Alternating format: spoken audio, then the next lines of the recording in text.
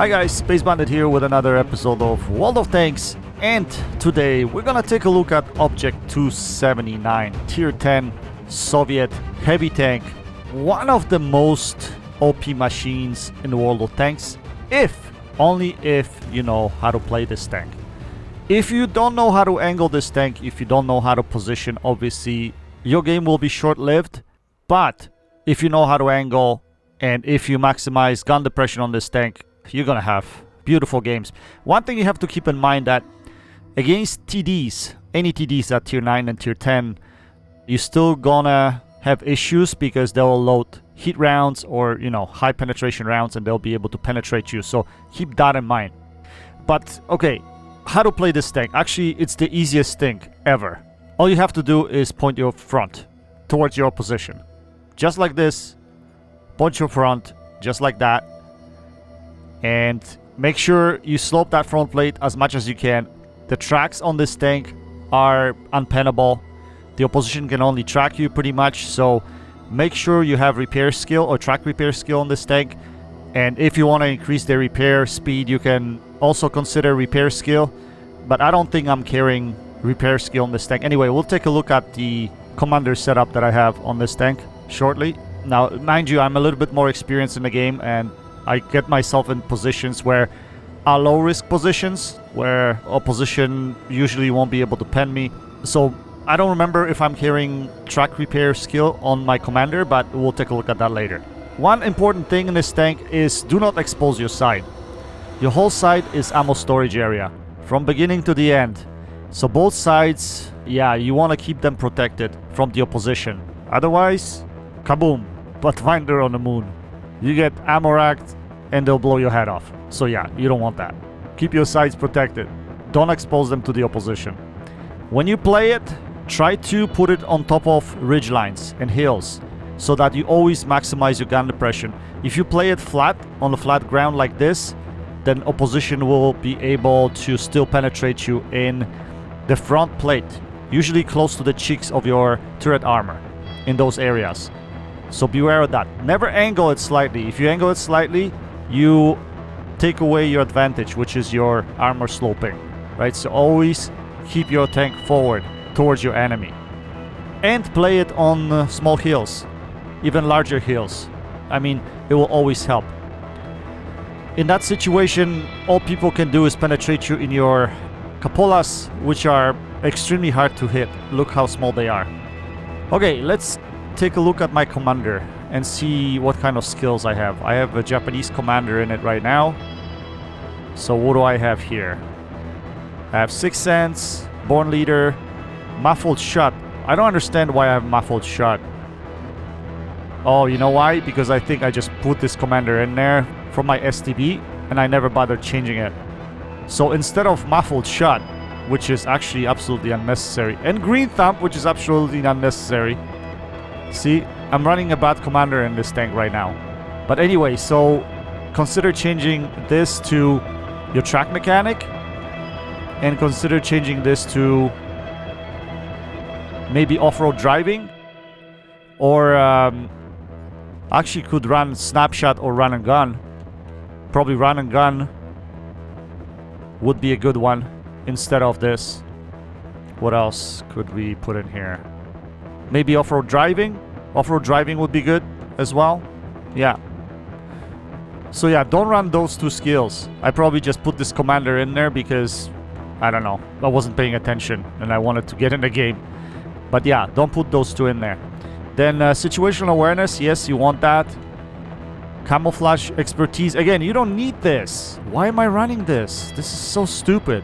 Well, I guess it doesn't matter for me. I still get good games in it. So let's go back and review. So instead of this, put run and gun. Instead of this, put track mechanic. And instead of this, put clutch braking. And I think that would be good enough for you. Steady aim is good. Rapid aim is good. And snapshot is good. So yeah, replace those three skills with what I just told you. And you'll be fine. So dumb. I didn't know I played it like this. But regardless. Alright, let's take a look at the equipment. So what am I running here? Gun stabilizer, yeah, makes sense. Advanced loader, yeah, makes sense. Advanced optics, yeah, makes sense because you want to maximize your view range on this tank. That makes sense. So yeah, your commander setup has to be a little bit different for this tank. Not what I'm running right now because, yeah, you shouldn't be optimizing this tank for camo, that's for sure. So my mistake was moving my commander from STB1 onto this tank without even checking my commander skills. Alright, let's jump into the gameplay and talk a little bit more in there as to how to play this tank. I have a really good game for you guys, so I hope you enjoy it. See you in the game. Alright, so we're in a game now. We are on Murovanka. Super matchup because I don't have Artie in play. So the matchmaking is great. I don't have to deal with Artie because Artie is definitely gonna target you in this tank. Keep that in mind. So in this situation, we're gonna probably go left, 1 and 2 lines. We're gonna try to push those lines there because they're usually hard to push. And we have armor. We're top tier heavy tank. So this is our job pretty much. We need to go in there. We need to cause some chaos. We need to push through the flank. But before we start, I want to give shout out to Braun. Unfortunately, I didn't have my mic on. Or I didn't have my headset on when I was playing this game. And Braun was talking to me in the game. And I appreciate him being in a game with me. It definitely helped. So shout outs to Braun and GG. As you can see, he's driving on the left here in his Leopard. Has his gun barrel up. Again, appreciate your help in this game. So, what we're gonna do is we're gonna go into that brawling area at F2. I think that's what we're gonna try to start. And we're gonna poke up from the top of the hill and try to see if we can bait someone into shooting us. So, I'm always going to be a little bit higher up, not on level ground. I'm gonna try to be a little bit higher to bait the opposition into shooting into me. Remember, this tank has armor. If you bait your opposition to shoot into you, that means they're not shooting your friendlies, right? And that's what you want to do. So as you can see me here, I'm gonna poke up on top of the ridge, and we're just gonna crest it like that. We're baiting shots to see if anybody's gonna be shooting at us. At the same time, we're trying to spot whoever's out there. There isn't a lot of enemies out there, so we're gonna push up. And we're gonna do something very similar, but we're gonna do it on this hill right here so that we are isolating ourselves from the right side so that these guys cannot shoot us. Yet we're gonna be able to put shells into these guys that are on the 1 line while maximizing our gun depression. So that's what we're trying to do here. So there's no way these guys can pen us if we're micro positioning like that right now. Okay, so I just waited out a little bit there because I wanted to see if they wanted to poke, but they don't. They don't want to fight me. So now we want to try to help and push the flank. So we're going to get ourselves in a position that we can isolate ourselves from the guys on the left, from the enemies on the left, yet we can only engage these guys. And that house or that building on the left-hand side is going to protect us. A little bit of traffic jam over here, but now it doesn't matter. We're just gonna front face these guys and we're just gonna put shells into them. Just like that. Look at them bouncing off of us. Now I didn't want to push a little bit further here because I was worried about these guys from the left. I didn't want them to hit me. Otherwise I would have used that ridgeline on my right in order to poke my nose up a little bit. But we're gonna stay right here. And keep on re-angling forward. Just like that. Unfortunately, I got penned there in armor rack because they have a little bit of a higher ground, so they are able to penetrate my top plate in this situation. But again, I'm choosing to do this because I know there are tanks on the left-hand side, and I don't want to get hit by them. So now we're going to try to take out this 121. Unfortunately, that E4 goes in front of us and bullies him, which is good, so we can push this Badger. But then I realized, okay, this Andrew the Giant is actually pushing in here for whatever reason. Not sure what he's doing. If he wanted to help his friends, it's a little bit too late because they're all dead. So he should have done it a lot earlier. So we're gonna take him out of the game and we're just gonna keep pushing here. The guy on the left is important, but because he doesn't have shots at me, or if he wants to shoot me, he's gonna overexpose over the ridgeline. I decided to ignore him and let my friendlies deal with him. In the meantime, I'm gonna go after this Badger. And again, I'm gonna go on top of the hill right here. This is the way to play this thing. You go on top of the hill just like that to maximize your armor and then bait them to shoot into your tracks pretty much. So that's what I'm going to do here. Unfortunately, he's not paying attention to us. He's paying attention to Braun. I think Braun is actually circling him right now. So we're going to take advantage of that situation and keep putting shells into him. Now, I could have been using my standard rounds here, but I didn't feel like switching, and I'm trying to maximize my rate of fire, so I'm going to keep those shells loaded all the time, pretty much. But anyway, as you can see there, in no way this Badger can penetrate me if I'm sitting like that. He just doesn't have enough penetration to go through my upper plate. Okay, so now what we're going to do is we're going to turn around and we're going to try to defend the base.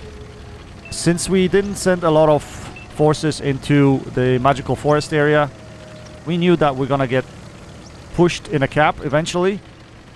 So we're going to just turn around and going to try to deal with these guys. We're going to try to put a shell into this TVP. Unfortunately, I don't know where that shell goes. I mean, I think it was aimed pretty well. Unfortunately, I don't know. Just it misses. We're going to put a shell into his ass right there. And he lost a lot of HP trying to do this drive-by. It wasn't a smart play on his part, to be honest. Now we're going to try to engage this Object-275. Again, that's a big gun we're talking about here, right?